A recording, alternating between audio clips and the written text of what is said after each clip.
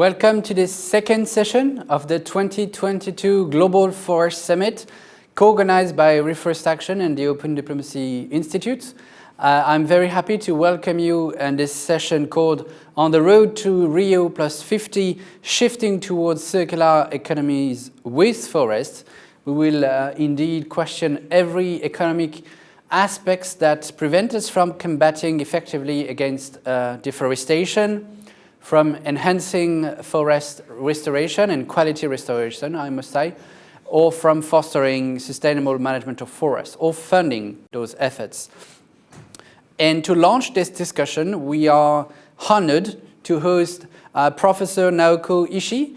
Naoko is Executive Vice President of Tokyo University in Japan and professor there, where she is the inaugural director of the Center for Global Commons. She works on natural resources for years. She has been chairwoman and CEO of the Global Environment Facility, as well as Japanese Deputy Finance Minister. She's our keynote speaker. I am very proud and happy to give her the floor first. Thank you so much for the invitation. We are at a critical juncture of humanity. For so long, we have considered our Mother Earth to be very powerful, and we can do whatever we want to. We have completely forgotten that our economic development had been supported by a stable and resilient Earth system, which is the global commons of humanity. For so long, we have considered our Mother Earth to be very powerful and that we can do whatever we want to. We have completely forgotten that our economic system, economic development had been supported by a stable and resilient Earth system, that is our global commons. However, the reality is that our Mother Earth has its limit, and we have pushed the carrying capacity of the Earth system to its breaking points of no return. Recently, scientists, particularly Earth system scientists, warned us that we have already transgressed several of important planetary boundaries or point of no return beyond which we really don't know what kind of condition we will live in. Then what do we need? That because that the human have pushed the planetary boundaries or to push the carrying capacity of the Earth, it's now our turn to transform our economic system. And in this regard, one of the most important economic system to be transformed, and which is also very much relevant to today's agenda, is the food system. As you know, that the food system is responsible for 25 to 30% of the GHG emission. It is the major reason for the biodiversity loss. The 70% of the water is used to grow crops, and the fertilizer usage is a very, very in a dangerous situation. So how to transform the food system really provides a lot of good entry points to transform the food system, to transform the economic system. There are maybe three things we can do to transform the food system. Number one, and maybe the most fundamental thing, is to how to measure the value of the natural capital. As I said at the beginning, we completely ignored that the global commons and its economic value. Then we just use it as almost as free. Now it's time to identify and measure the value of the natural capital and to incorporate those value into the economic decision making. The second thing and related is to take much more global value chain approach throughout the value chain of the food production. Be it's a palm oil, it's the cacao, coffee, and the staples, which, for instance, as the Japanese do import a lot. We need to see that the environmental footprint throughout those commodity value chain. Then we should be mindful that where we are responsible for destruction of natural capital, and by showing it, measuring and showing it to consumers or the people who demand that we may be able to change their mindset or to cause a behavioral change, and using those change to drive the value chain. That's the second point I think that we should do. The third one, also related, we need to take that just transition or fair transition.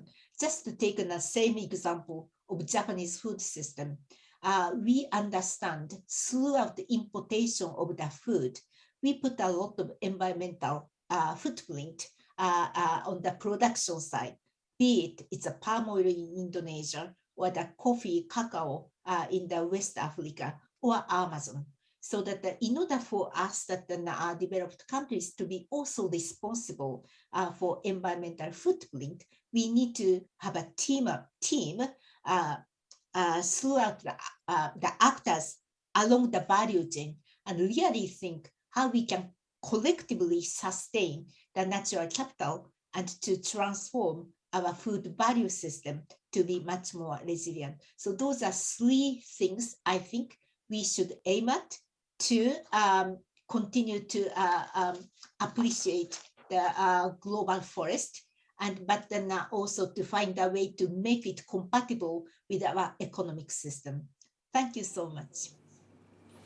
Thank you very much, Nako, for this very wide assessment of the situation of our way towards a circular economy. You've, just like our first keynote speaker, Dr. Ali Bata, who was the UN Special Envoy for the UN Food System Summit, insisting on the need for a sustainable balance between agriculture and forest protection in your speech. And that's one of the questions we will discuss with our panel today.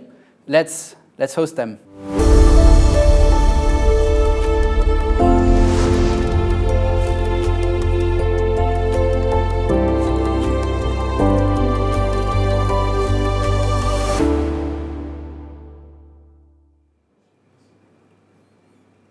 Well, thank you very much. I'm happy to welcome in the room to discuss this topic on the road to Stockholm plus 50, shifting towards circular economies with forest, different prominent speakers in an alphabetical order again. Esther Aysen, the director for WWF's European Policy Office.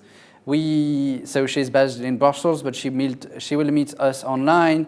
We have also the chance to host Professor Edouard Barbier from University of Colorado State University, where he is a university distinguished professor, a renowned economist, and amongst many publications, the author of the very well-known book, Economics for Fragile Planets. I'm happy to invite you to read. Welcome, Edward and Esther. We also have the chance to welcome in the room Michael, I don't know how to pronounce it accordingly, in his own national language pronunciation, Drissen, the CEO of Verstagen. We are happy to see Elisabeth Gulugulu from Yungo. Elisabeth, you're the global focal point of the UNFCCC major group for youth. Thank you very much for being with us today. I'm also very happy to host Lynette Thorstensen, the chair of the board for Fairtrade International, that you all know. And we are expecting, I do hope you will be managing his way to our speaking session, Professor Lee White, the Gabon's Minister for Forest, Oceans, Environment and Climate Change. So in launching this conversation, you all know about our panelists, and I'd like to remind our audience that you have the chance to ask your questions thanks to the system we've put in place. You just need to flash the QR code that is appearing on your screens, which gives you an access to the chat room where we can capture the questions you may have for our speakers, and we will use a great amount of time to discuss the questions that stem from our audience from more than 130 countries in the world as we speak now. So thank you for watching this Global Forest Summit from Brussels. Welcome to all our speakers. As I said, this session is essentially trying to investigate around all economic aspects of forest, different issues, policy issues. We will then structure the conversation in addressing the three challenges I outlined in the introduction this morning: combating deforestation, enhancing forest restoration, and fostering sustainable management of forest. And let's start with deforestation that we need to combat, as it has been clearly pointed out. As we stand now in 2022, 10 million hectares are lost every year, according to the UN Food and Agriculture Organization.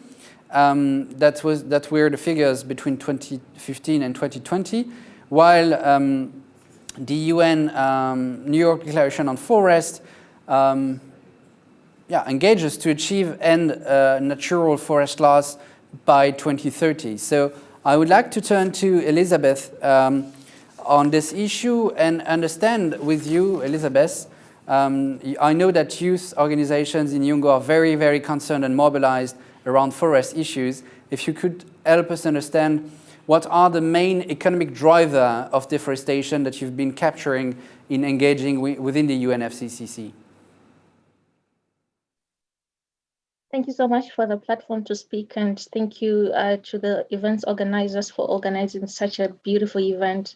We really need to understand that in as much as we are facing so much deforestation around the world, we need to understand that forests, they act as a source of livelihoods. Most people, they depend on forests for quite a number of things. I'm from Africa, and I can tell you that for us to have food, we need forests. For us to have balanced diets, we need forests. For us to have, biodiversity, animals, we need forests because they also act as a source of habitat. I will not even start talking about, how essential they are when it comes to, absorbing carbon dioxide.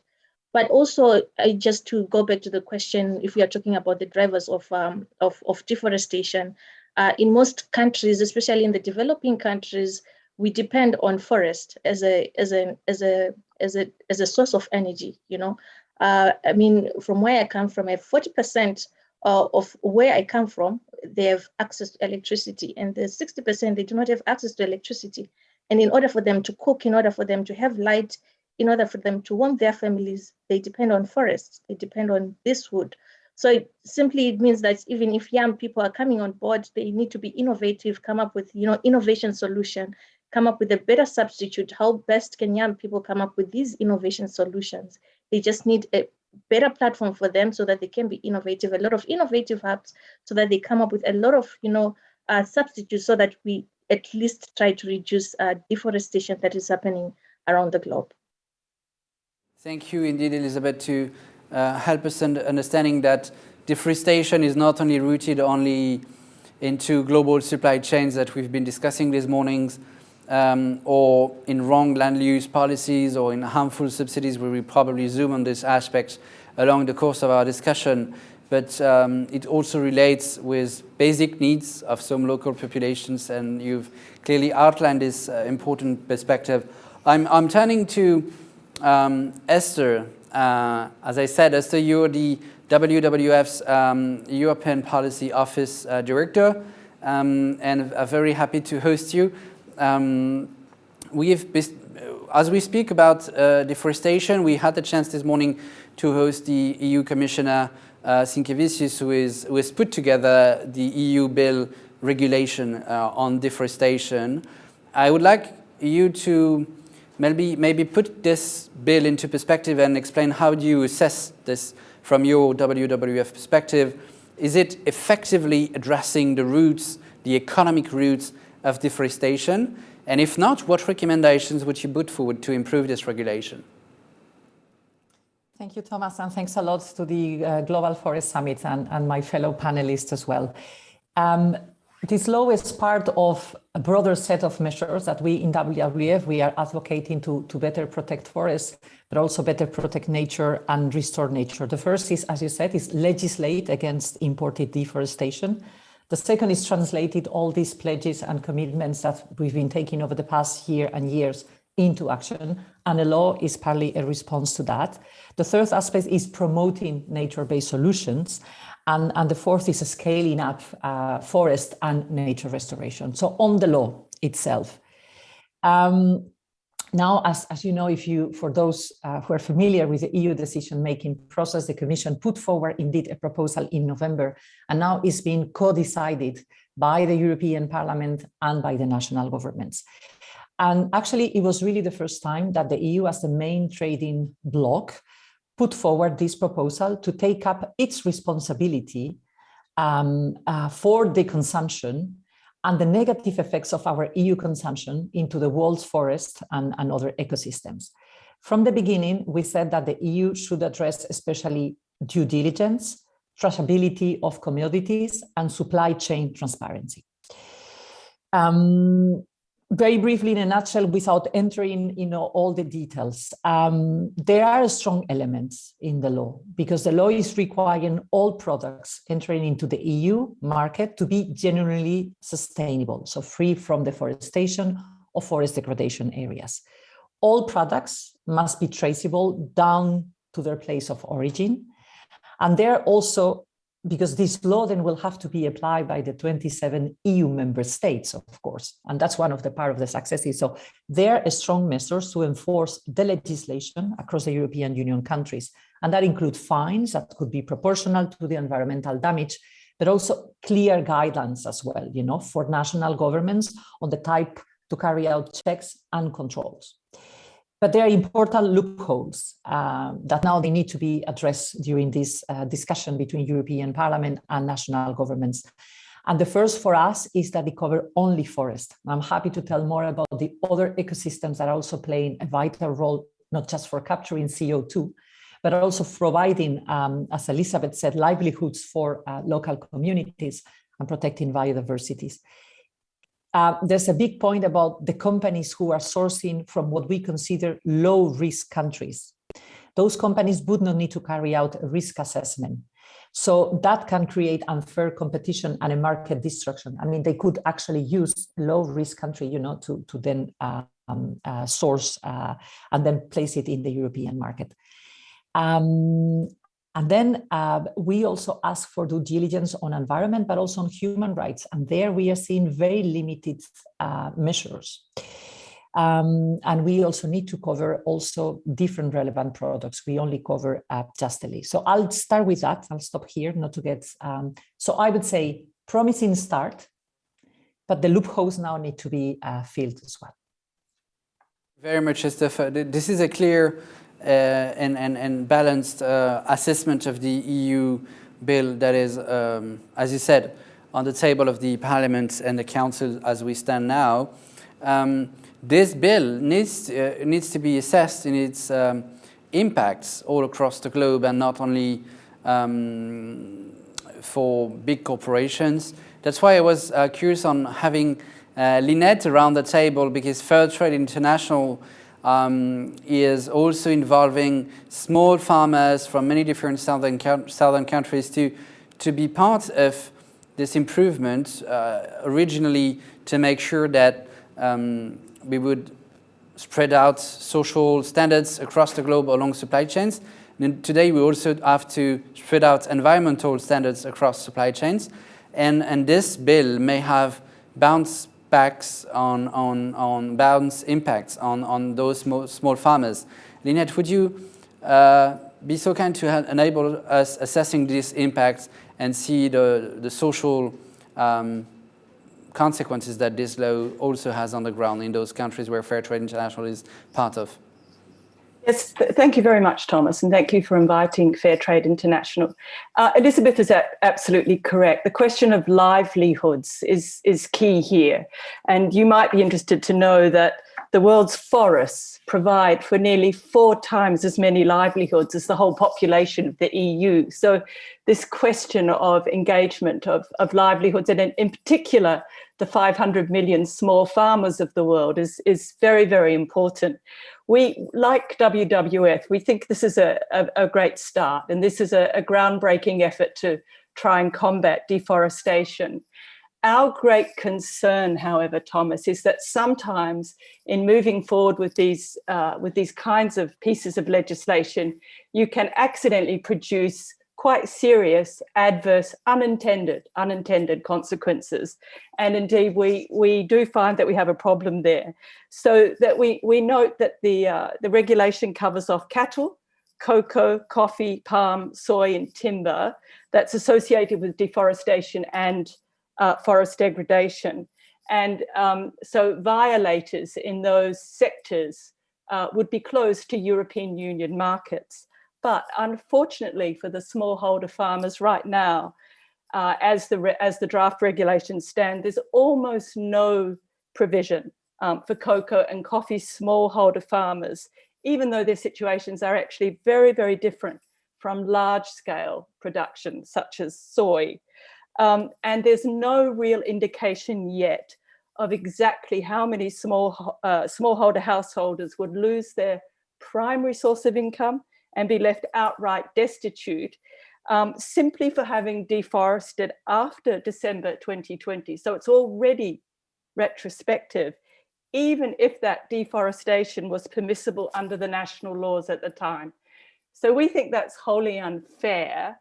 And we think we've got to discuss this and fix it. So we believe we need a grace period. We need the right partnerships and financial flows to move and into sustainable forestry. So we need to get this. It's another loophole, as Esther rightly said. It's a major problem for smallholders, but it's fixable. We think we can absolutely fix this problem in time. And what I would like to suggest, Thomas, is that we've got to remember that the Sustainable Development Goals, I think as the leaders of the Ivory Coast and Ghana said, they need to be indivisible. Susan Gardner said rightly this morning that there are no SDGs without forests, but I would say similarly, there are no SDGs without tackling poverty in all its forms. So I would make a plea for keeping the inherent logic and the beauty, in a way, of the Sustainable Development Goals together. We need to keep them together. We need not to accidentally cherry pick. And I was very moved this morning to hear from Jane Goodall, who rightly, very early in her opening address, pointed out that unless you tackle the root causes of poverty in forest communities, particularly in Africa, particularly in Latin America and parts of Asia and the Pacific, then we will get nowhere seriously on deforestation.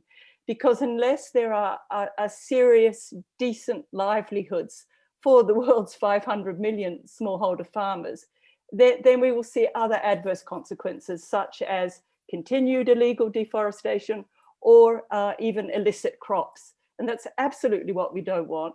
So we think the EU regulation is doing something groundbreaking, but let's not create a dangerous, adverse set of consequences. And we believe really that this is easily fixable.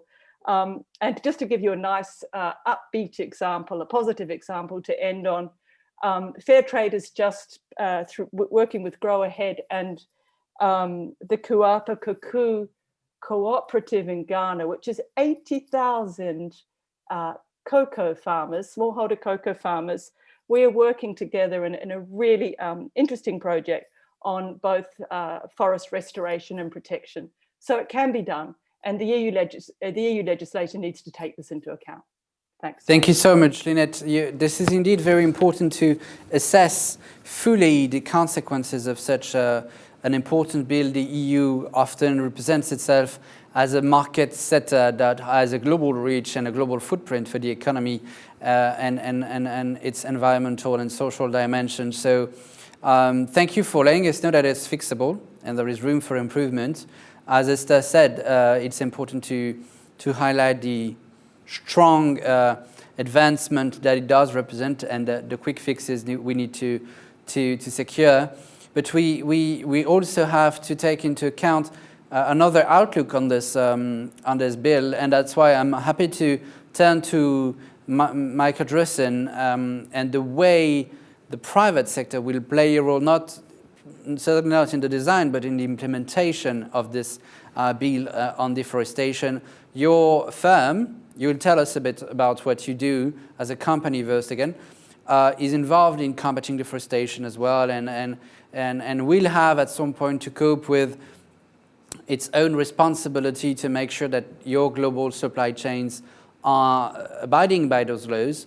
So how do you assess this movement? And we spoke this morning on, we touched upon the issue of potential fragmentation of rules if there are deforestation laws that are very different from one market to another, from the US market, from the EU market, from the Chinese market, that some companies will have to abide by very different law systems. Are you also exposed to that kind of risk, and how do you assess this? Michael, I'm very happy that you're with us today. Yeah, thank you, Thomas. It's you said it firstly, right? It's Michel. It's in the French way, Michel Driessen, and I'm the CEO and owner of Verstegen Spices and Sauces. And Verstegen is a family company, and we buy spices, herbs, and spices from all over the world, especially from smallholder farmers. We bring them here in the Netherlands, and we make beautiful products out of it, and we sell that to mainly here the European market. And for Verstegen, the biodiversity, it starts with the quality of the soil, because a healthy soil, that means that you have healthy plants, and if you have healthy plants, you will get healthy harvest of very high quality. And that very high quality, that is something which we are very much interested in. And that very high quality also brings a healthy income for farmers. Now, to get this healthy soil, we are very interested in regenerative agroforestry, which is also very interesting for the smallholder farmers, because it will benefit their income because of the different types of harvest which comes out of one piece of land. Healthy plants also means that farmers need to do less investment in pesticides and in fertilizers. So for us, the healthy soil, the biodiversity, creating food forests, is the base for the continuity which we seek as a family company. So there are different viewing points, viewing angles, which makes this biodiversity, this regenerative agriculture, very interesting. There's the angle of the risk, angle of quality, and the angle of the supply chain transparency. Now, to come to the question about regulations, for Verstegen, regulations is not really necessary. We know that if the supply chains are more in balance, that it will benefit the continuity of the whole supply chain, including Verstegen as a company.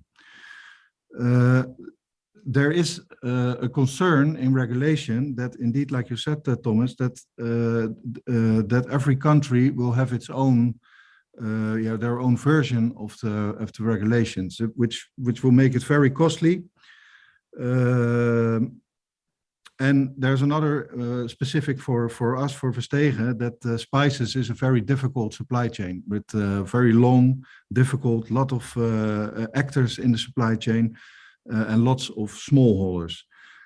So my suggestion would be that we invest also in education of the farmers, but also here education of consumers in the West.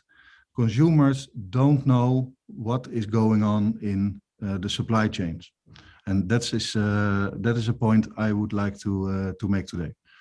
So thank you, Thomas. Thank you so much, Michel. You draw many other perspectives I'll return to in the question time, and letting you know, guys, that Professor Lee White is stuck in a plane that can't take off to join us, which is amazing. But we will certainly, in the course of our discussion, have the director of policy in his private office that will join us to take the floor on behalf of Gabon, so that we can keep the course of our discussion. In the meanwhile, I'll keep telling to our audience that you can ask your questions in flashing the QR code that happens on your screens and appears on your screens, and I'll note them and make sure we can address those in the course of our discussion. In following up with what we've been discussing around deforestation issues, I'd like to get back to Professor Barbier. As I said, this university English professor at State Colorado University. Edward, if we look at the bigger picture, we've been speaking about specifically the supply chain issue to combat deforestation. Is it the only policy tool that we have to make sure we do stop we get to end deforestation, or are there other economic policy options that are actionable to make sure we meet with the 2030 objectives on deforestation? Yeah, thank you very much. In 2020, the World Economic Forum launched its new Economy and Nature report. And in that report, the World Economic Forum estimated that $44 trillion of the global supply chain depends either heavily or moderately on biodiversity, most of which, of course, is in forests, and specifically tropical forests. Now, we can quibble over that number, which is approximately half of global GDP. But the point is that the global supply chain does depend on biodiversity in forests, and that number is quite large. In addition, in 2018, some colleagues and I published in Science a review of various industries that would benefit from investing in nature in terms of both their bottom line and in terms of future biodiversity benefits for their industries.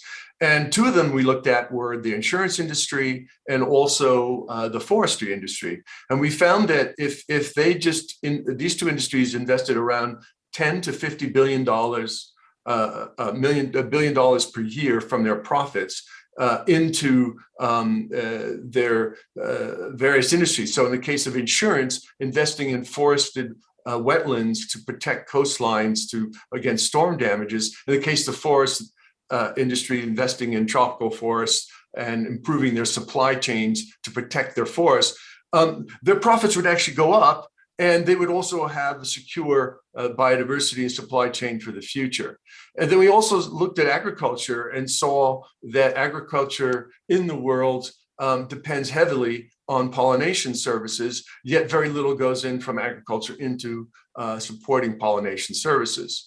So the big question is, if all these benefits accrue from biodiversity in forests to supply chains in the world and to specific major global industries, why are they not investing more in protecting that biodiversity in forests?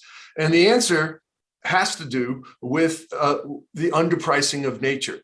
The number one policy problem we face around the world is that large-scale and moderate and local scale commercial interests have very little incentive to invest in protecting forests and biodiversity because we ignore in our policy, our market and business decisions, the values that nature do for us, the ecosystem services, the support for local smallholders that we've heard about, the protection of livelihoods and people's lives from protecting against flooding and other catastrophes, and of course, climate change as well. So all these values are not taken into account in our decisions to convert or destroy forests, which are made often at the business level on the ground where the forests are.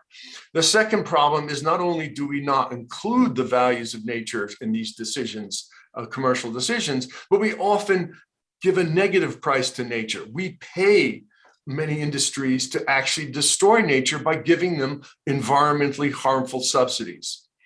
To give you an example of the scale, just in agriculture alone, the OECD estimated, looking at 50 countries, that environmentally harmful subsidies in agriculture are well over $115 billion per year. If we look at global spending by both the public and private sector on nature every year, that's between 90 and $100 billion. So we spend just as much in the world in paying agricultural entities in just 50 countries to destroy nature as we do as a world to protect nature. And the numbers are probably even worse. We know that there's hundreds of billions of dollars in subsidies in mining, in forestry sector, and other areas that are also destroying nature. So if we're not going to solve the deforestation problem unless we get the incentives right in our markets, business, and policies. And it starts with correcting the underpricing of nature. First, by making sure that we start to eliminate, look at, assess, and phase out environmentally harmful subsidies, particularly in agriculture, but in other commercial entities that are leading to the loss of forests on the ground. And secondly, that we go beyond that and we actually start to get companies to include the values of nature and provide incentives as policies, both taxes as well as incentives and regulation to have those values of nature be part of their routine business decisions. Thank you so much, Edward, to help us capture the other leverages we have in order to achieve the objectives of the New York Declaration on forests and the UN Global Forest Goals. It's very important to understand how deep the problem of deforestation is. We will, I guess, in the course of our Q&As with our audience, get back to the deforestation issue and touch upon many different ideas that I've already seen as questions from our public. But before we move back to deforestation, we should advance a bit and talk about restoration of forests, because as we stand today in 2022, while this summit takes place, we have had pledges that account for restoring of 210 million hectares by 2030. That's according to the Bone Challenge Barometer, but the objectives are much higher than this, and we need to reach at least 350 million hectares as the Bone Challenge itself needs and requires. So I'd like to ask to Elizabeth, who's with us. Again, I say from UNGO, which is the major group for use from the UN Framework Conference on Climate Changes.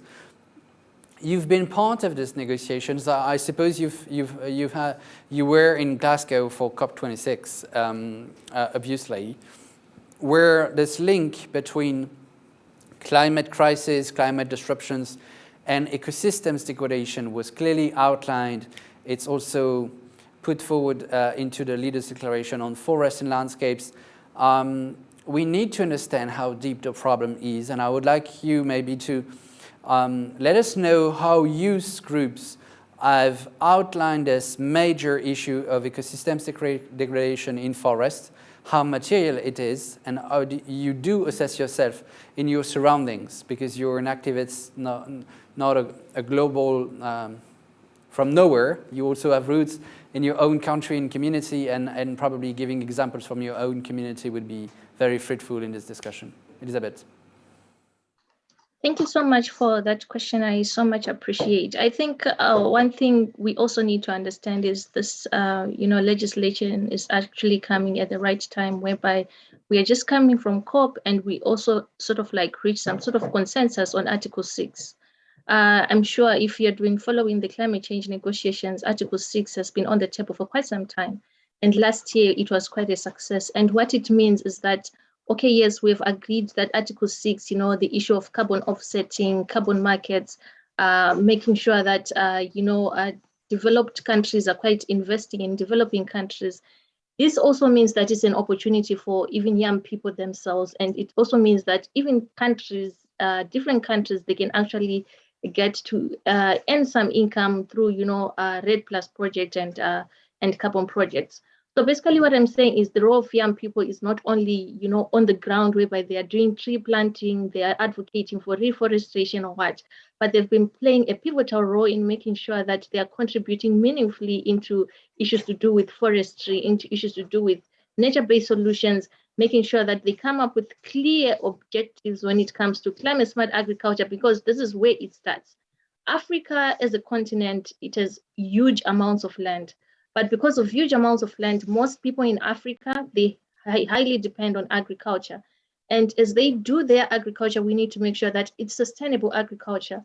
The previous speaker was talking about regenerative agriculture, regenerative agroforestry. These are the things that young people are advocating in the negotiation rooms under the Coronivia Joint Work on Agriculture. So we need to understand that young people, their role, they actually play a pivotal role in the negotiations tables. They play a pivotal role even when it comes to implementation of these policies, which is quite useful and beneficial. Thank you.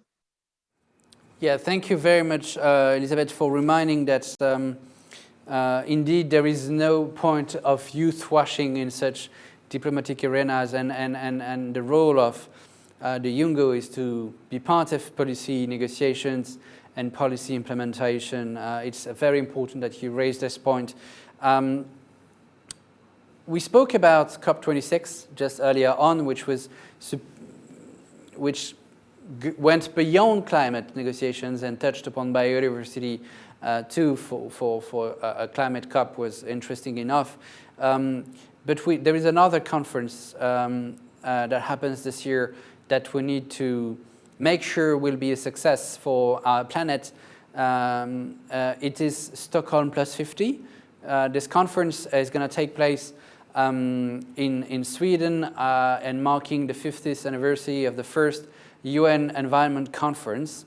And I'm turning to Esther from WWF Policy Office in Europe to ask you this question. As we mark this anniversary, we should remember that the Stockholm Conference was the first global conference on environment and the first conference to specifically come out with a declaration involving protection and restoration of forests. That's probably the first text ever in the UN system. We see forest as part of the conclusions. It's a time then to stress out how important nature-based solutions are. And I'd like to know, in reasoning about restoration and the economics of restoration, if you envision right, meaningful economic incentives that could foster ecosystems restoration.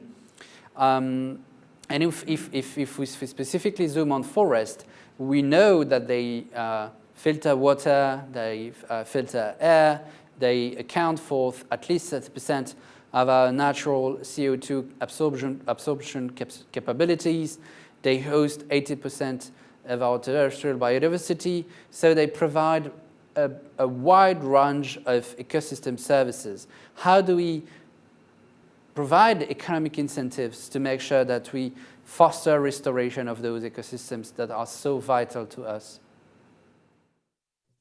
Thanks. Well, I'll start also, if you allow, also on why also we need to restore not just forests, but other ecosystems, following on what you were saying, the importance of nature-based solutions. And the first, and I think it's been mentioned, is the huge potential for climate mitigation that nature restoration has. And of course, the first that come to mind are forests and wetlands, because they are always widely seen as the most effective ecosystem to restore in terms of carbon benefits. We asked the Institute for European Environmental Policy to conduct a study for us exactly about the potential of climate mitigation of nature restoration. And just in Europe, if we restored the degraded habitats under the Annex 1 of the Birds and Habitat Directive, this could take up 300 million tons of CO2, which is the equivalent of the greenhouse gas emissions of Spain or the combined Benelux. So the potential is there. And we don't have data for the restoration of marine ecosystems, unfortunately, but it's quite significant. On forest, we've been calling now, and unfortunately it's been delayed because of the current political situation. We've been also calling for a strong restoration law in Europe. That could be really a game changer, because for once we would have binding restoration targets for land, for sea, and for rivers as well. And why forest also needs urgently restoration in Europe, because over the last few centuries, the forests managed to varying degrees of intensity have almost replaced all Europe's natural forests. So currently, less than a third of European forests are uneven age. 30% have only one tree species. 51% have only 2 to 3 species, and only 5% of our forests have 6 or more tree species. I'm talking about European forests. And even the forests protected under the Birds and Habitat Directive are really in very poor condition. Only 14% of the protected forest habitats are in good condition. So, so when we are talking, and that also has to do with the incentives as well, when we are talking about forest restoration, we mean both active and passive.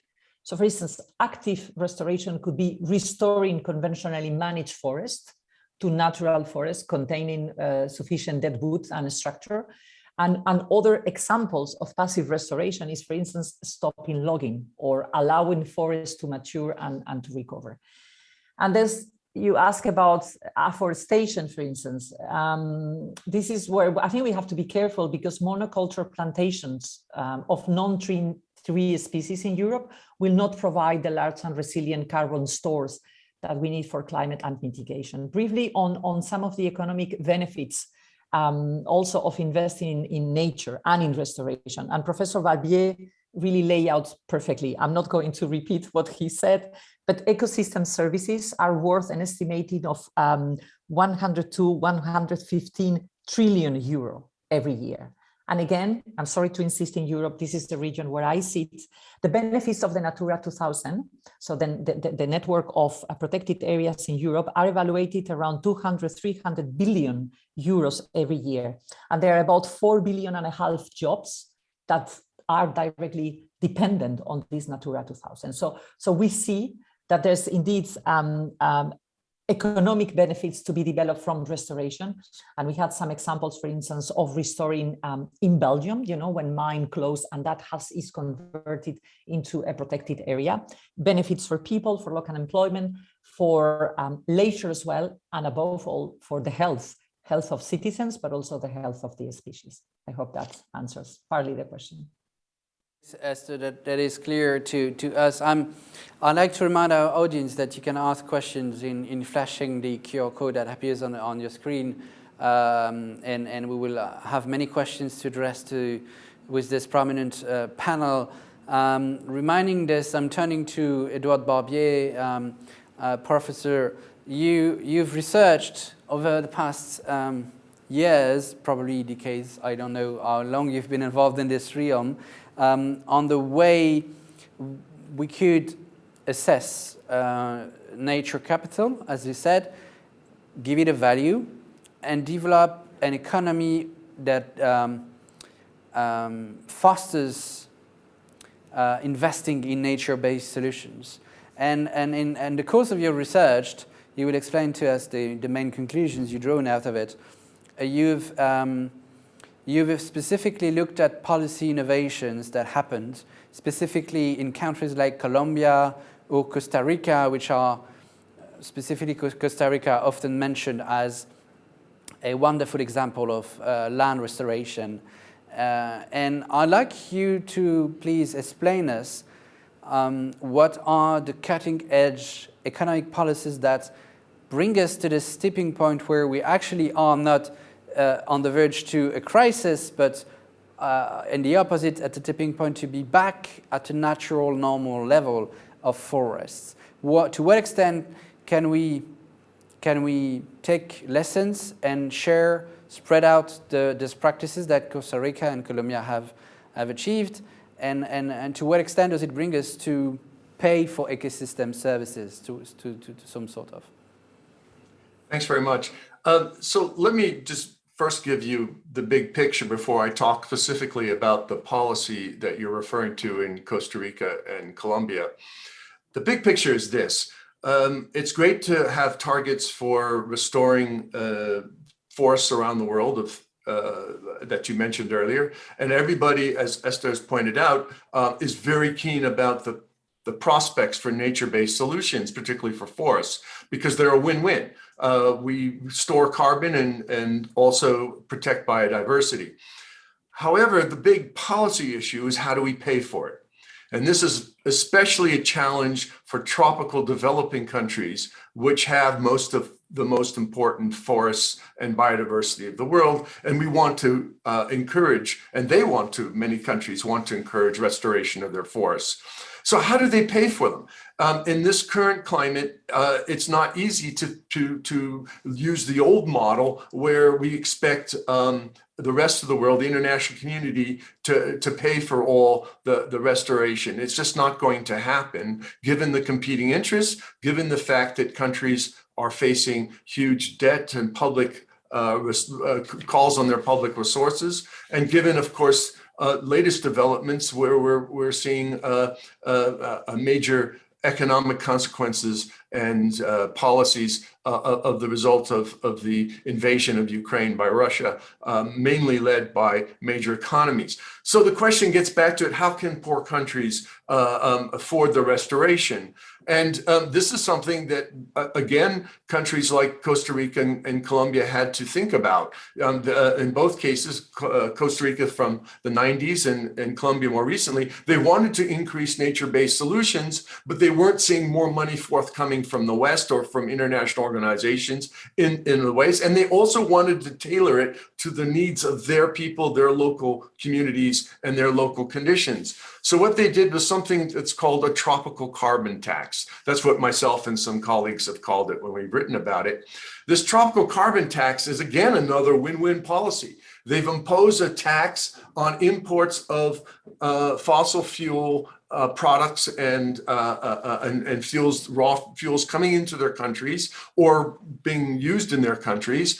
And they've used a part of the proceeds of this tax to fund nature-based solutions. As I said, that's what Costa Rica has been doing since 1997, when it first was one of the first countries in the world to impose a carbon tax. It's been using some of its proceeds to work with local communities and regions to restore the forests, as you said. Colombia started to do this in 2016. And what we and our colleagues estimate is that if other tropical developing countries did the same thing, something similar, they would easily raise anywhere between $2 billion to $13 billion a year in order to do the same thing. This is money that they control, which they can use and which they can allocate and work with local communities and those that are the most poor in rural areas to restore tropical areas and bring back some of those services for their local people in particular, but also for the country as a whole. And I think increasingly we're going to see policies like that have to emerge, is that it's going to have to be local solutions, countries themselves taking control, because the money, there'll be some money coming from outside, but it's going to be money that's going to have to be also raised inside. And again, I mentioned removing environmentally harmful subsidies. That's another way of raising money within a country in order to fund nature-based solutions and other restoration initiatives. I have many other examples, which I have in my recent book that you mentioned, Economics for a Fragile Planet. But I think those are some of the ones that I think are most relevant and can be done right now. We will anyway come back to this question of the different types of incentives we need to look at in the Q&A, because I received so many questions for you. I have a full list that we will need to address after the course of our discussion. I'd like to get back to Lynette, actually, in zooming about those. Another aspect of it is that, as we pointed out when we spoke about deforestation, restoration also needs an economy for small farmers, producers on the ground, which need to benefit from mechanisms that are put in place to sustain and foster restoration. Somehow, they are the most concerned and the least beneficial from the mechanisms that are put in place. So in assessing the opportunities of having economic incentives that sustain, foster restoration, how do we make sure that it gets to the pocket of local communities and small businesses on the ground? Lynette, you've been working with them in many, many different realms, mostly in agriculture, but you are fully aware of the need of sharing the value with those little producers, including when it comes to forests. How do you assess our ability to make sure this happens? It's a really good question, Thomas. And I think let's come back to the idea of values for nature and price, and at the very least, a proper price for the products of these small holders who are desperately trying to do the right thing in their small holdings. They want to improve soil health. They're really interested in forest canopy and their farm products. They're doing very, very creative things. In many cases, they know what to do. But this is why the fundamental question of a minimum price for these products, for example, cocoa and coffee, is absolutely essential. So just to give you an idea, unfortunately, some smallholder cocoa farmers in, for example, the Ivory Coast, they earn about $1 a day. So here in France, I can pay €3 for a bar of chocolate, but only 5% of the value of that bar of chocolate will go back to the smallholder. So this is why we at Fair Trade International, we're in a model, if you like, of trade, not aid development. I listened very carefully to what Edward said about, we know we can't expect endless flows of money from nations and governments. So this is the dignity of proper work, but we must respect a minimum price. So we are certainly looking at the role of retailers and chocolate makers, for example, in the cocoa industry, to really lift their game and respect the human right of a minimum wage and dignified, decent work. So there's another whole aspect of pricing that is just absolutely fundamental here. Beyond that, this question of broader values. So the successive COPs have made climate finance promises to developing nations that very largely have not been met. So we think, and this was the first time we had a serious delegation of small producers, and I have to say, I couldn't have been more impressed and more proud, for example, of our 23-year-old sugarcane farmers from Mali, incredible advocates. And it's the first time we'd seen such a large delegate of small farmers at a COP. And they have solutions, they know what to do, but these solutions need to be scaled and they need to move with speed. So certainly we can be partnering, but the values revolution I'm talking about is to do with what Edward's saying. It's about, in this world where so many things are going terribly wrong, we need to value nature, we need to value decent work, and we need to devalue some of the subsidies to polluting industries and so on that have gone on for far too long. And it's this shift that I think we can engage in powerful partnerships together via labour and via the green movement and via civil society more broadly. But we have to make this fundamental shift.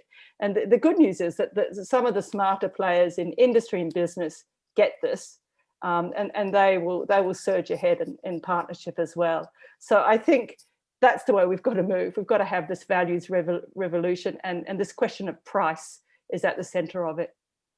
Very much, Lynette. Indeed, it's key here, and what you've said is a good transition to the question I had for Michel. As he leads a company that has put agroforestry at heart of his sustainability vision, I'm curious on this aspect of avoiding underpricing, making sure we can scale up solutions.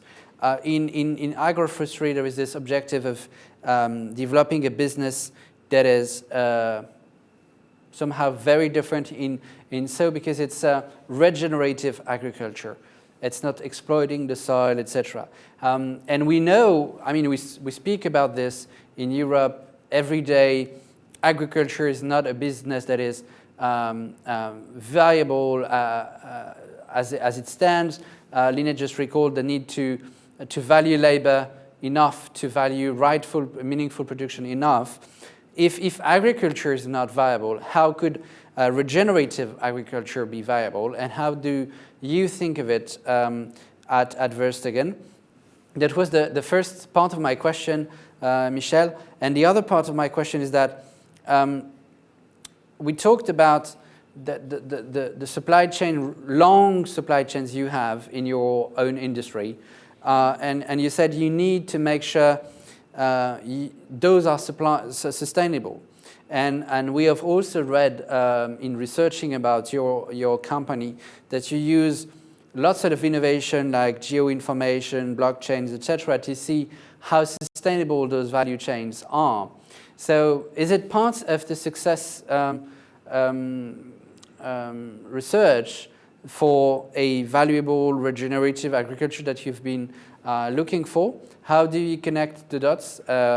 And those are my two questions, two separate but related questions.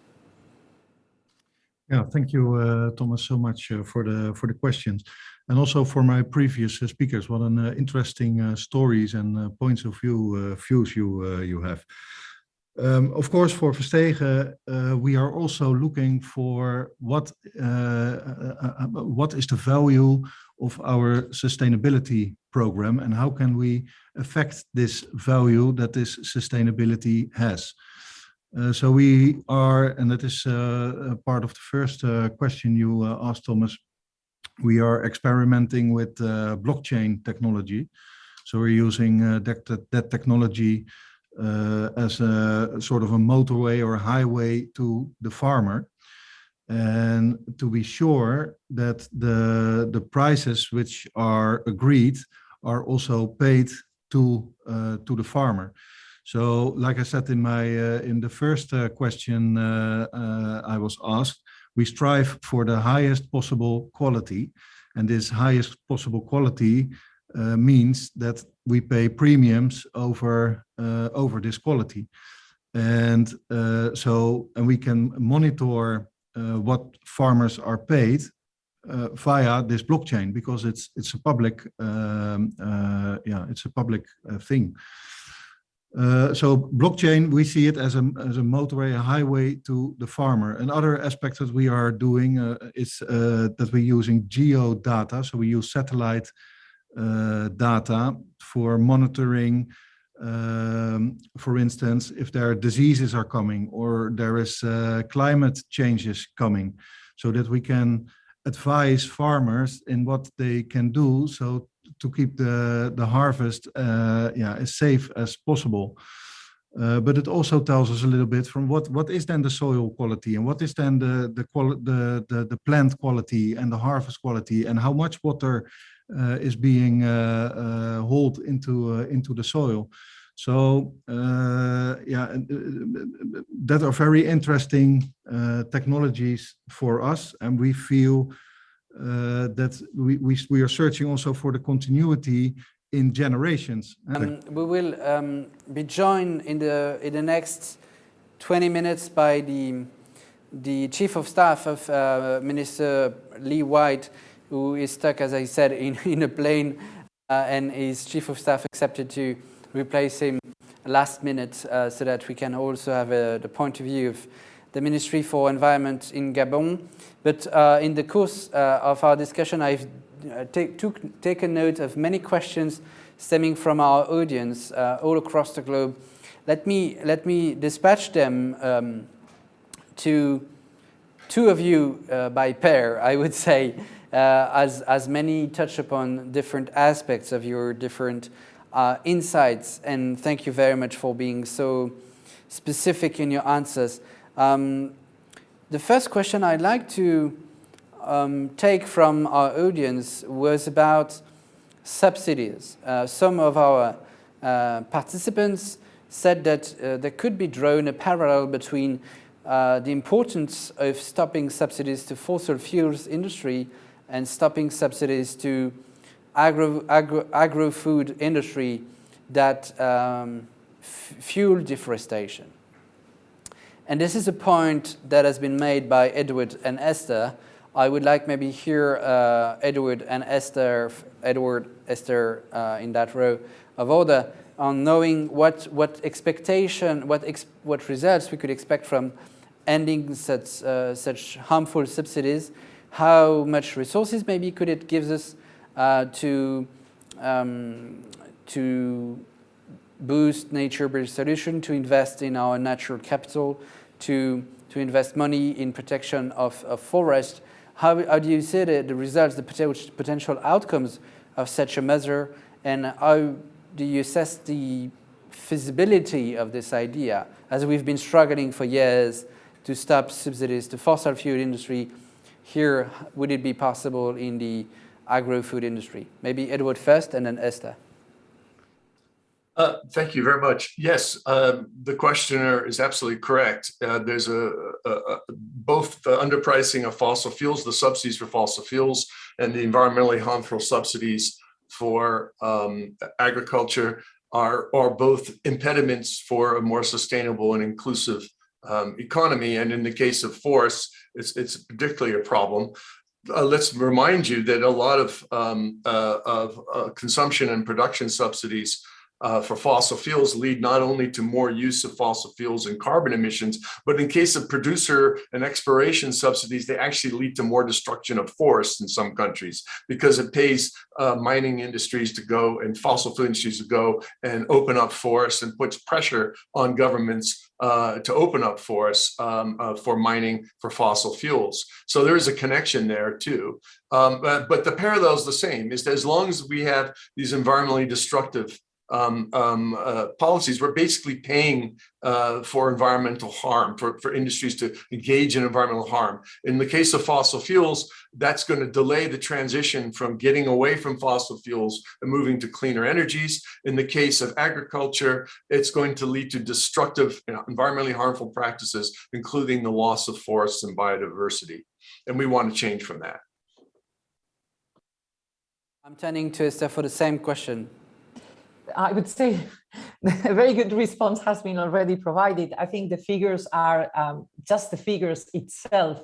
They are so telling. I think we amount of, I think it's $640 billion every year into fossil fuel subsidies, and for $520 billion for agriculture. And as Edward said, I mean, this is delaying. So what we need is end up these, subsidies, which are environmentally harmful, but they are delaying even more and more. And then the consequences are going to be bigger. This transition that is needed, transition to a climate neutral, but also a nature positive society. And for instance, as long as we rely heavily on fossil fuels, we are not going to switch to the deployment of renewables. So it really creates a vicious circle. So we need to end up these environmentally harmful subsidies, but from our perspective as WWF, we also need the right policies in place to keep pushing for the shift. And this is where I would disagree with Michelle about only voluntary measures. We don't believe that they work. And if we've been talking now about food and agriculture, but clearly our food system is depleting the natural resources. It's also created a massive climate problem because there are huge greenhouse emissions, and it's also driving biodiversity loss in Europe, but also in the rest of the world. So hence we also need to shift, food and agriculture policies, especially in Europe. Again, this is the region where I work, and we see now, and we saw already in the past, there's a lot of resistance and a lot of vested interest to really get the policy change that we need as well. So I hope that answers too. So there are many questions that I'll get back to you, Edward and Esther, but I'd like to turn to Michelle and Lynette for another aspect. Some of our guests said that if we look at the production of cocoa and coffee, which contribute to deforestation, there is a special need to help those producers in transitioning somehow to less deforesting production. I don't know how to put that, the question. It was a bit tricky, but see how we can get along with those who are responsible on the ground for deforestation and somehow those who are trapped into poverty, as we've outlined in our previous discussion. How can we support them in transitioning and making sure that we can stop deforestation? I'd like to ask this question to Lynette first, because it revolves around the same idea we had to discuss with, and cocoa and coffee producers are also part of fair trade in many other aspects. And I'd like also to ask in second the same question to Michel. You spoke about spice production. Michel, I don't know whether it's the same type of issues as for cocoa or coffee, but maybe it's interesting to see how we can help on the ground those who are indeed responsible for deforestation, but to manage and damage control. Lynette first, and then Michel. I think one of the things that I've discovered since I've become chair of Fair Trade International is the immense knowledge and desire of smallholder farmers to be part of the solution. So firstly, they have plenty of ideas themselves. They know that they want to protect their own soil's health. They know they want to protect canopy cover in plantations. They're really interested in renewable energy sources, in standalone solar voltaic, etc.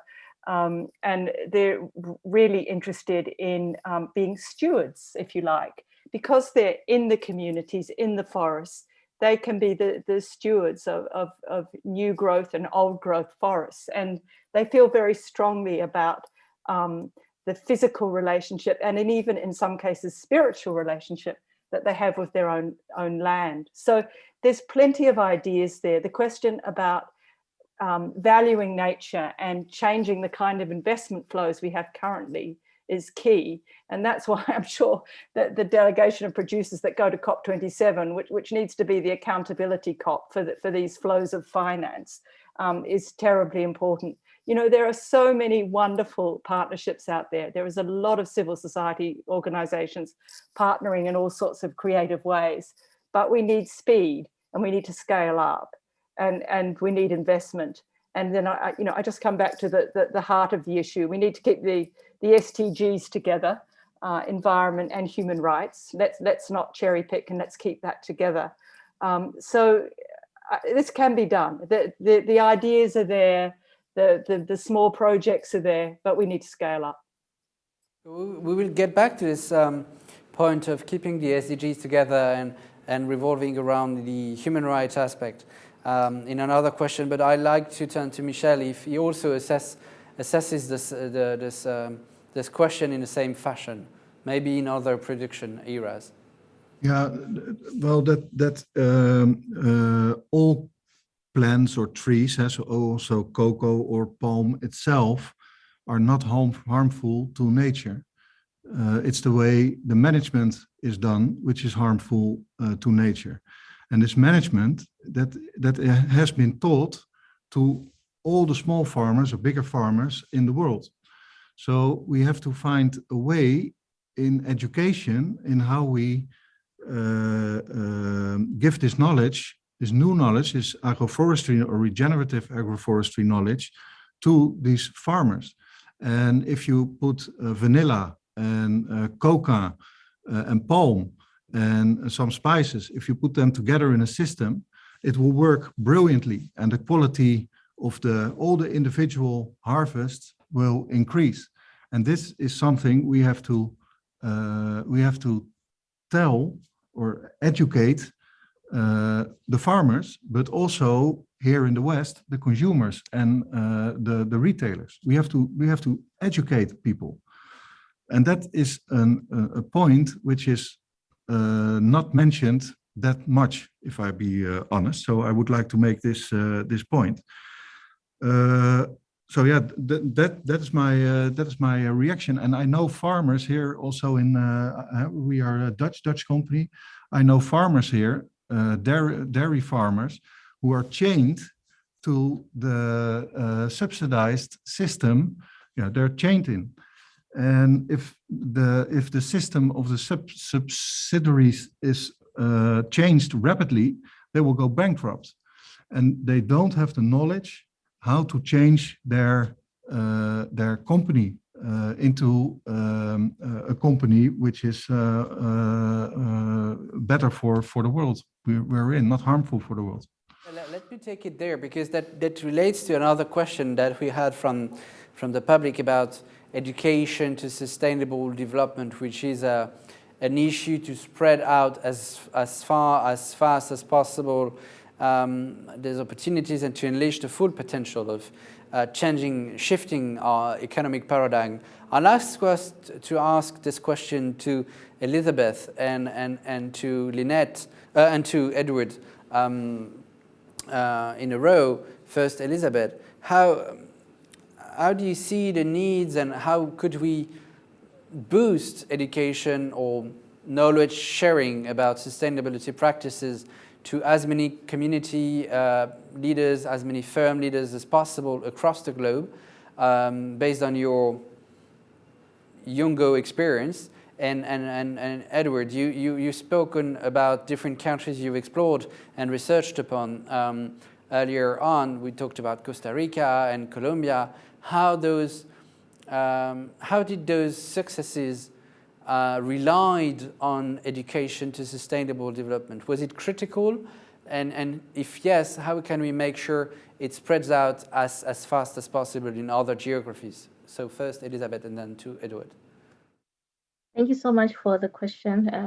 It shows that people are listening, and I think that is a very relevant question. I think we need to understand that an educated community is an empowered community. And if we are talking about education, we are not only looking at the researches that we have, us in the academia sector, have managed to produce, but we are also considering the indigenous knowledge systems that is there. So it's a situation whereby we need to integrate the two. This research that has happened and the indigenous knowledge system, what has been happening over the years is normally we say education is all about the research that we have.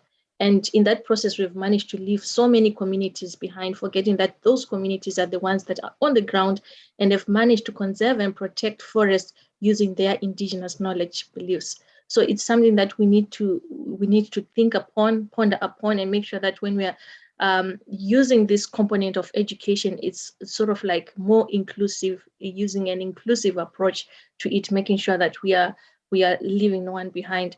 I also want to agree with what Michael was saying in terms of, subsidies. I think that's also part of education, because people do not really understand. If we are talking about coming up with green economies, making sure that people are subsidized, people need to be educated, because it's a just transition. In order for a just transition to take place, then there is need for resources to be put in place which will support people to move on from point A to point B, and it has to happen in a smooth way. A transition should not just happen in overnight. It takes time, and people really need to learn and understand that we need to be patient. We need to invest, building capacities, making sure that they have the required skills that they need, sort of like that. So it all starts with education. We need to understand that education is all cross-cutting. Even the people that are in the private sector, the business community, they need to be educated on sustainable business practices and how best they can, make sure that they are creating more green jobs, not only for young people, but even for our fathers who are still, in those jobs that are not so sustainable. So I think this is what I have. Thank you so much, Elizabeth. That is key indeed, and probably that's one of the call for action that this Global Forest Summit can send across to global leaders in policy-making arenas, is to boost education to sustainable development. That's part of the UNESCO role, but many UN agencies can play a critical role in boosting this idea. Edward, I'm turning back to you around the same question. Is it how critical, because we understood it's critical, how critical is it, and how can we leverage in this as fast as possible? Well, I think there's two aspects to your question. I think turning back to forests, first of all, with respect to local communities and indigenous people, we should recognize that much of the world's forest, a lot of it, comes under customary tenure arrangements, community-based management, which have been traditionally practiced for generations.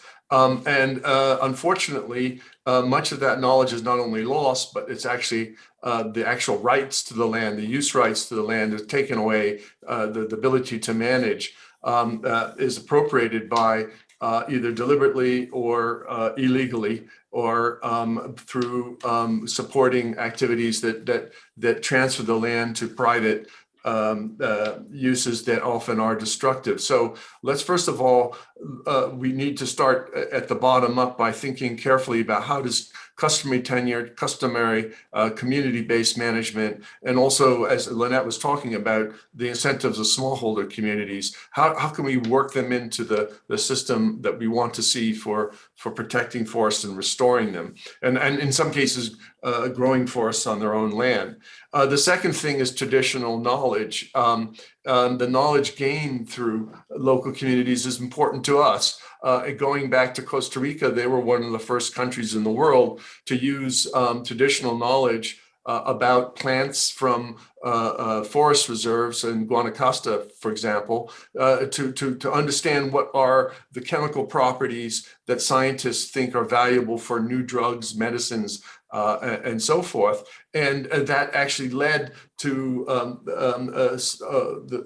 Costa Rica having invested in a system whereby traditional knowledge was used to identify plants from the tropical forest with these beneficial properties, and then ensuring that the scientific knowledge was made available under contract to major companies that then paid money back to help both the local communities and protecting the forest. That's the kind of thing we have to start thinking about if we want to invest in a nature-friendly economy. And then the third thing is education. And I agree with everything that Michelle and Elizabeth said.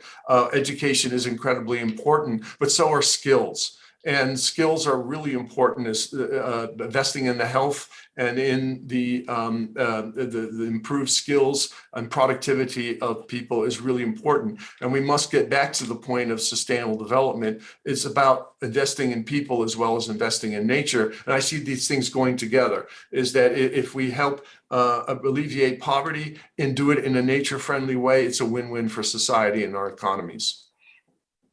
Thank you so much, Edward. Let's take another question that I'd like to ask to Esther and to Elizabeth about. I would say if we think of implementation of all those ideas, and specifically revolving around the deforestation bill we spoke about, there is an enforcement issue. We spoke about climate justice this morning. It's a question that was asked by Jonathan in Nigeria. How do we make sure that we can enforce those deforestation? At some point, will there be a jurisdiction that that's going to make sure that along the supply chain we have indeed this extended responsibility of producers and distributors of fully responsible products and services? Is this something that we can get to happen, make it work, or is it again a bill that will just like put an objective on the table, fighting deforestation, but won't be enforced by any police or judiciary? Elizabeth, that's a question that is often, climate justice, environmental justice is a question that is often discussed in COPs. So I'd like you first to answer, and then Esther to also assess it specifically in the case of the EU reflection around the regulation on deforestation. Thank you so much. That is a very important question, and it actually brings us back to what was being mentioned before on making sure that we at least try to put a value to our environment, because if people do not understand the value of the environment, they'll do whatever they want with it. So this is where the issue of legislation comes in, whereby we advocate for, good legislation around forest protection or forest conservation. If people understand the value that is there, they actually try to maintain the forest themselves. If they understand that get clean water, they get clean oxygen, they actually get, forest act as a source of livelihoods. They can do their non-timber forest projects there.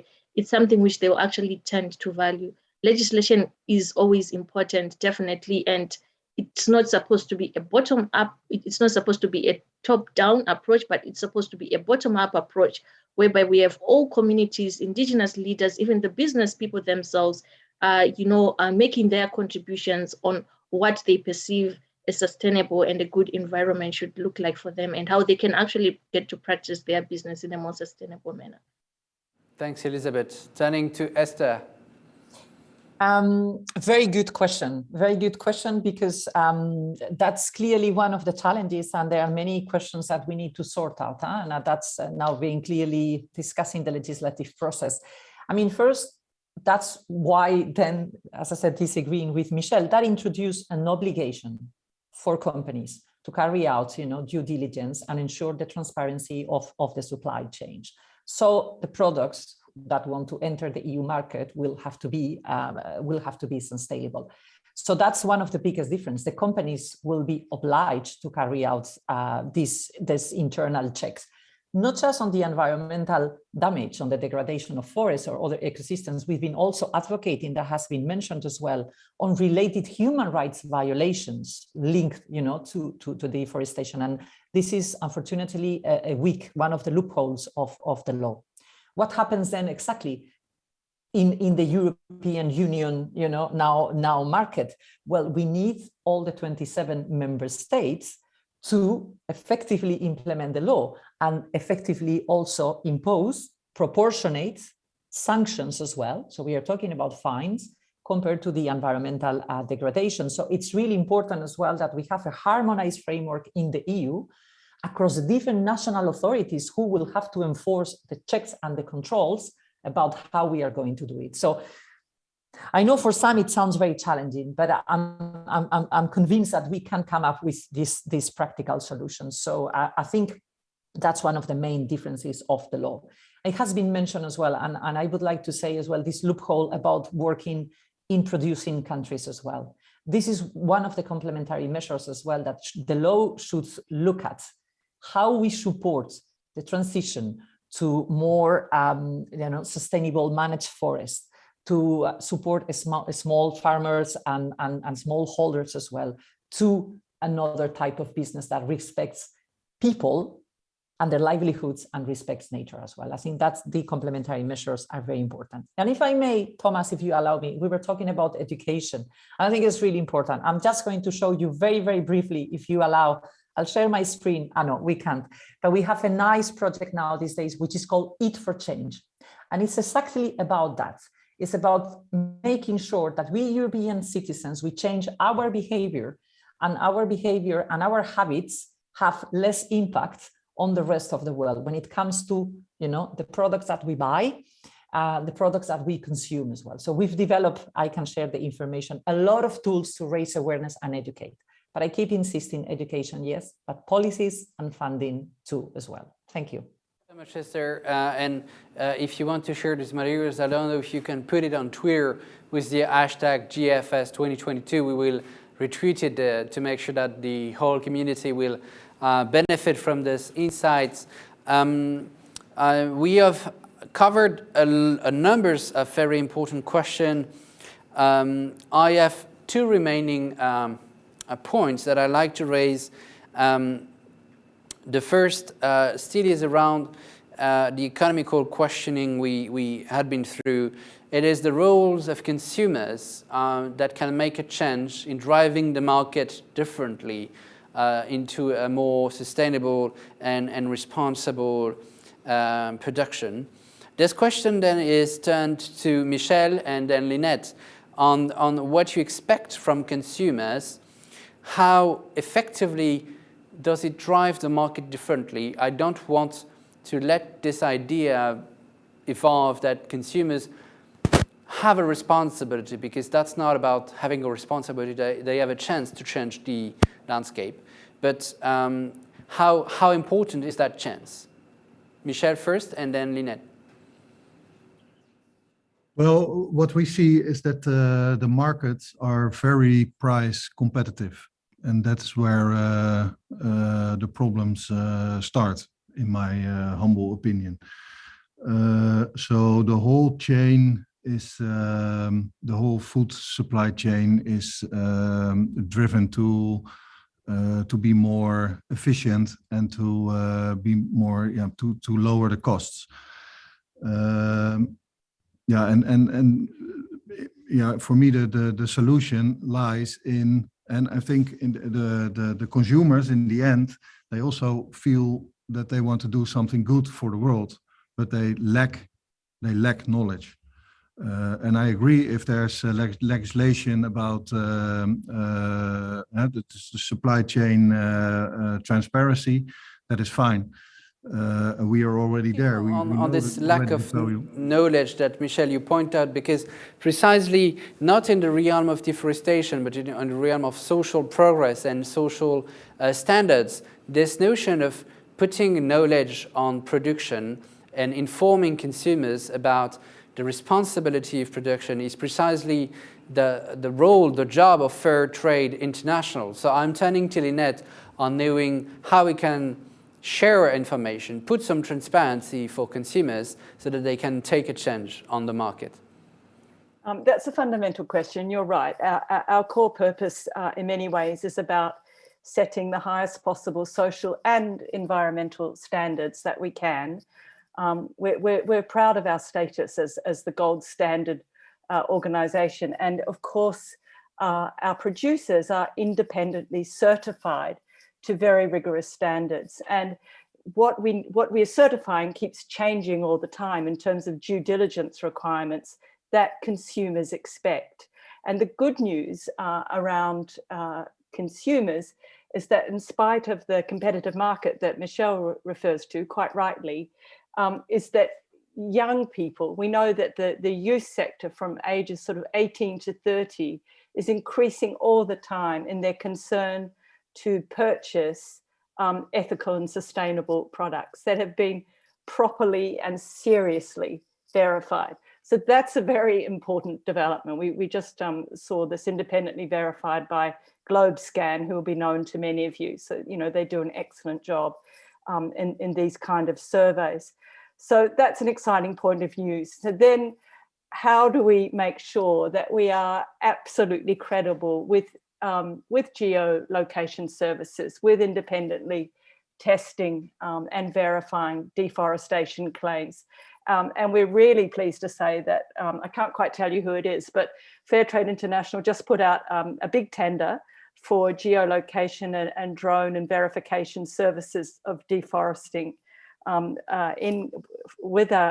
in partnership with our producers. So we'll announce who our green partner is for that project very soon. But credible standards and absolutely credible certification are key to this process. Lynette, I have one last question I'd like to address to Esther and Lynette again. And thank you all for being so accurate and meaningful in your answers. It's a point that you've all touched upon at some point of the discussion, relates to human rights. And I'm talking about human rights not in the sense of social, economic, dignity rights that we've been discussing when we touched upon poverty issues, etc. I'm talking about fundamental liberties that were grounding the UN systems 75 plus years ago in the San Francisco Charter. How can we ensure that our forest policies do take into account those rights? Right to own one's own land, right to benefit from it, right to transfer it to the next generation? Is it part of the questioning we also need to have? Because it sounds like it's also an economic problem to preserve those rights. And I'm sure that at the Social Economic Committee of the UN, as well as to the third committee of the UN, this question is returning at the UN General Assembly every year. WWF and Fair Trade International, as I guess, ECOSOC accredited organization. Could you tell us a bit more on how you envision protection and encapsulation of human rights in forest policies? First Esther and then Lynette. That's, I think we will need another panel, but we were amongst one of the first conservation organizations who, recognize the rights of indigenous people and develop as well policies to incorporate those in our conservation work as WWF. So it's of the highest importance for us, because otherwise conservation and protection, restoration of nature without local communities in other parts of the world and in Europe is not going to happen. It will be a failure. And we were also talking about just transition. It has to be just. We cannot leave people behind, because they are already the most vulnerable, who are already paying the crisis, the pay of the crisis of the climate crisis and the environmental crisis. To talk about, for instance, about the legislation on deforestation, we've been mentioning as well, it has also to build on international provisions like the United Nations Declaration on the Rights of Indigenous People, the International Labour Organization, Indigenous and Tribal Peoples Convention. So there's a key, that the law has to build as well. So, but I'm not the greatest specialist. I think Lynette or maybe Elizabeth will tell a bit more, but it's key, because I think it's been mentioned. Thank you, Esther, for having taken this question. It is indeed very specific, but it's a question that has been asked for many times in the chat, so I needed to ask it, though it's very complex. Lynette, would you mind exploring this question too? Yes, absolutely. So there's a number of human rights elements that are key. One of them is the relationship to gender issues and the role of women. Fair Trade, for example, have been very involved in gender and women's school of leadership to ensure that women take their proper place economically with dignity and free from violence in their communities. And when women are respected and educated and taking their rightful leadership roles, we very rapidly see economic improvements in those communities. So gender is a key issue. A fundamental human rights concern for us is child labour, and it absolutely must disappear from any forms of coercion or inverse economic imperatives that find that some communities are so poor they feel the need to put their children to work. So that absolutely has got to come to the question of value and price. What price do we put on the rights of children to live free and unencumbered childhoods? So certainly we examine those issues very closely in our fair trade standards, and we certify around those issues. Just a quick mention on Europe, there's a proposition for human rights and environment due diligence legislation underway. It's another very important European initiative. Again, and this is where I totally agree with Esther. Esther and I must meet after this, so thank you, Thomas, because we're going to sort out the loopholes together. And again, when looking at that particular piece of legislation, we've got to make sure that there's no adverse unintended consequences. It's well-meaning, it's important, but we need to take this holistic view. And this is where I would come back to the logic, and as I said earlier, the beauty and the importance of the Sustainable Development Goals. Well, thank you so much, Lynette, for this. I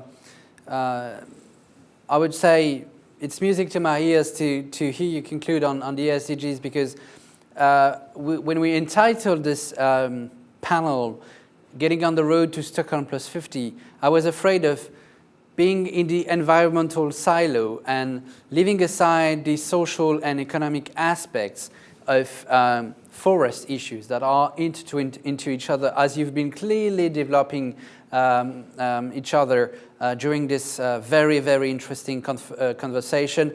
I would like to thank our audience for putting together so many questions that were very relevant and on the point to each of you. Thank you, Elizabeth. Thank you, Esther. Thank you, Lynette, Edward, Michelle, for being with us this afternoon. I would like to excuse and apologize on behalf of Professor Lee White, Minister for forests, oceans, environment, and climate change of Gabon, who is actually stuck in a plane because of some environmental problems in flying, probably linked to the topic we just discussed at some extent.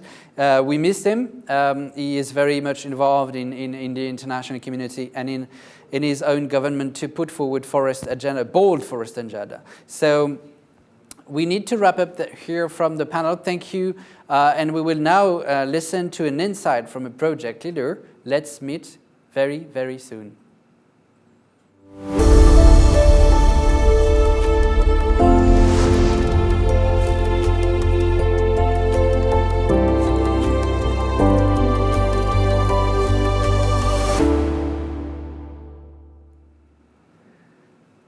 Well, we keep going on the road to Stockholm plus 50, shifting towards circular economies with forest. And to talk about this from the ground, I would say, in talking to project leaders, I'm very happy to host Saurav, who comes to the summit from India. Saurav, you're the co-founder and you're the designer of the Rural Futures Innovation at Balipara Foundation. Could you tell us a bit more about what you do at the foundation and how this policy discussion has inspired you to make more for forests on the ground as you do today? Sure, absolutely. Thank you so much, Thomas. Thank you to the entire Reforestation and Open Diplomacy team for GFS. And I think I'm going to start by sharing a bit of a case study. I think just to put perspective into many of these conversations from the ground up. So back in the year 2016, while conducting a research program on the intersections and points of coexistence and points of conflict between Asian elephants, forests, and humans, I ended up at the doorstep of a lady called Kamala Baido. Baido in our language means elder sister. So Kamala Baido's rural household was raided by a lone Asian elephant the previous night, the night previous to the morning that I was there. And the elephant consumed pretty much all of the rice grains and the food that she had stored for the next 6 months. And also in a fit of anger, the elephant slammed Kamala Baido's 4-year-old son against a tree. And her son, whose name was Ranjan, did not survive this encounter. So Kamala Baido is not a lone sufferer in this conflict between large mammals, conflict between habitats and humans. Quite a few hundred people and elephants suffer each year in the northeast of India, which is where I'm calling in from. And the cause of such conflict really is extreme habitat loss and deforestation at multiple levels. And the region that I'm talking about, the Eastern Himalayan region, which is also the convergence of 2 biodiversity hotspots, loses about 200,000 hectares of forests each year. And that, for a primarily agricultural region, brings about not only a reduction in agricultural yields, but also the inability of humans and ecosystems to adapt to the various challenges that are associated with climate change and global warming. And many people like Kamala Baido ultimately end up resorting to timber logging, primarily to augment incomes, and to augment income simply to be able to afford housing or education or healthcare and even bare necessities like drinking water. And I think through this, I am corroborating many of the points raised in the panel about poverty being one of the major drivers of deforestation. Local indigenous communities really want to exist peacefully with the natural world, but this really is only possible when basic income and asset needs are met, right? And this issue is really what inspired us and me at the Balipara Foundation to go back to the drawing board and to try and innovate and come up with a model that we could use to tackle these very multifaceted challenges. What we came up with, and like your introduction, Thomas, is a model called Rural Futures. This model really placed humans at the center of the whole paradigm of ecosystem restoration and ensured that with forest restoration work, indigenous communities, especially young people, are able to generate their own incomes. We didn't aspire to create jobs, but rather to create meaningful entrepreneurship around nature and forests. During the really intense COVID-19 lockdowns that we had in India the past 2 years, Agroforestry and forest restoration work actually provided opportunities for many migrants who returned from across the metropolitans of the country to rural areas. For those involved, our impact data has shown an approximate 40% increase in income for people employed within agroforestry and habitat restoration work. With income earned from regeneration of ecosystems, we've seen that communities are being able to better afford healthcare or education. And it's actually allowing in time communities to invest back in building community assets like systems for drinking water, for example. And with incomes linked directly to the restoration and preservation of nature, I think the perverse economic incentives that actually drive the destruction of habitats are ultimately weakened, if not completely eliminated. And using this model that I'm talking about, we've restored about 10,000 hectares of land and created revenue streams for about 22,000 individuals. But this, I don't think, is enough. I think we need to be able to work at a scale that is really 10 times of this to have meaningful impact on the region's ecology, on the region's economy, and I think ultimately on the well-being of the people in the region. We're absolutely delighted, I think, to be able to scale this work through our partnership with Reforestation and the Circular Bioeconomy Alliance. And I think because it is only through these combinations of impacts across scales of ecology, across scales of economy, and I think most importantly, across social parameters, that we can ensure that our work on land restoration is not only sustainable, but resilient in the long term. And this really continues to be our mission, and I think our collective mission at this panel and at this forum to create more trees and to create more life. So I think that the real bottom line is that I totally agree from the ground up that till we don't value nature, and I think going back to what Edward said, we need to be able to value nature, and we need to be able to ensure that the true value of nature goes to the people who safeguard nature. And I think in ensuring clean supply chains from agroforestry to, say, corporations led by Michelle, for example, I think that is the way in which we can begin to build nature back and build nature back better and sustainably. Thank you so much for having me, and good luck.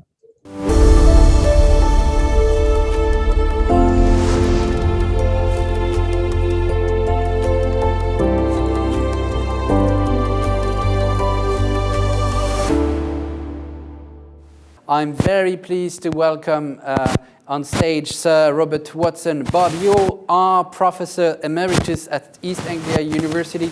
You're probably the one single person on earth who has been both chair of the IPCC and the IPBES, and we are very, very proud and honored to count you among the members of the International Advisory Board of the Global Forest Summit. You've listened to this policy conversation, the insight from Saurav, the keynote speech from Naoko.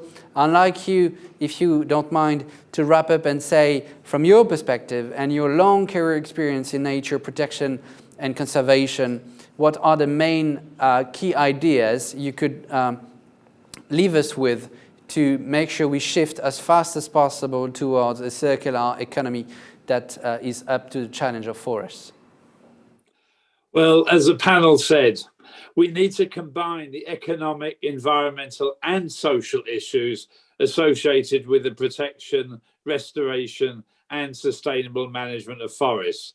Forests provide critical ecosystem services, provisioning services, regulating services, including regulating climate, cultural services, and therefore forests, like many other ecosystems, have biophysical value, social value, economic value, and the economic value is both market and non-market.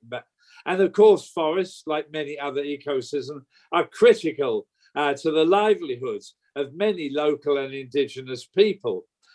What came out of the panel is it is essential that natural capital is used in decision-making. We should use inclusive wealth. That is to say, it's the combination of natural capital, human capital, and built capital. It's a much better measure of sustainable economic growth than gross domestic product. And it needs to be used by both governments, civil society, and industry in decision-making. As Ed said, and others confirmed, we underprice nature. we don't recognize the value of nature. And as I say, value is not just economic, it is also social and biophysical. There's clearly a need, therefore, to invest in nature, as was said by the panel. There's very, very good economic and social returns if we invest in nature. There's a need, and it came out very strongly in the panel, to eliminate agricultural subsidies, forestry subsidies, bioenergy subsidies, but also fossil fuel subsidies, that because by promoting climate change, they also come back to adversely affect forests and other ecosystems. So we need to eliminate the subsidies that lead to deforestation and use some of that money to invest in sustainable practices, sustainable agriculture, sustainable forestry. And indeed, it's both direct and indirect subsidies. We heard about the direct subsidies, over $500 billion a year in both agriculture and in energy. But IMF also estimated the indirect fossil fuel subsidies are close to $5 trillion per year. There's clearly a need to provide appropriate financing. That came out very, very strongly in the document, in the discussion today. How do we finance conservation and restoration of forests? Well, there's payment for ecosystem services, carbon markets, carbon taxes, and was clearly coming across fair minimum prices for sustainably produced commodities, basically. And so effectively, if we do conserve and restore, has multiple benefits for climate change, for biodiversity, and social benefits such as livelihoods. We can use REDD+ to stimulate appropriate reforestation. But what we need to make sure is not all nature-based solutions are sustainable. There's actually some very perverse consequences, unintended consequences of some nature-based solutions. So we need, when we think about nature-based solutions, we really need to think about what are we trying to achieve, and could there be potential adverse and unintended. Some reforestation and afforestation can actually be bad for soils, for water, etc., basically. So when we reforest or afforest, we need to take into account what are the appropriate species, will they be resilient to climate change, and what are the social implications of our choices of afforestation. Regenerative agroforestry came out very clearly in the talk, and this can be good both for the environment and for livelihoods. Protected areas, which weren't mentioned, can also play a key role. But what we need to make sure is protected areas and forests are critical. They will effectively protect a wide range of species. We need them to be better managed, and we need them to be climate resilient. That is to say, as climate changes, the areas for fauna and flora change. So when we have protected areas, let's consider what the implications of climate change are. Another issue that came out very clearly is avoiding deforestation, reforesting, sustainable management of forests requires all stakeholders. We need government, we need the private sector, we need the financiers, we need the local farmers and foresters, we need the youth, and we need indigenous people and local communities. All have a role to play, all have complementary roles to play. Another issue that came out very strongly is knowledge, education, skills are going to be absolutely important. And it's not only knowledge for the farmers and foresters, it's knowledge for the consumers, for the retailers. So we need both traditional knowledge from indigenous people and local communities, and we need Western knowledge. And we need to bring these two knowledge systems together. Clearly, the bottom line is we've had major international conventions. We had the Aichi targets of CBD, the Paris targets for climate change. We've got the Sustainable Development Goals. None of these targets are being met. Now is the time for action. We need all stakeholders to redouble the efforts to protect biodiversity, including forests. to limit climate change and to achieve all of the sustainable development goals. And my last comment is, when we think of environmental issues like climate change and biodiversity, these are not just environmental issues, they're economic, development, social, security, moral and ethical issues. We can do better, we must do better. Thank you.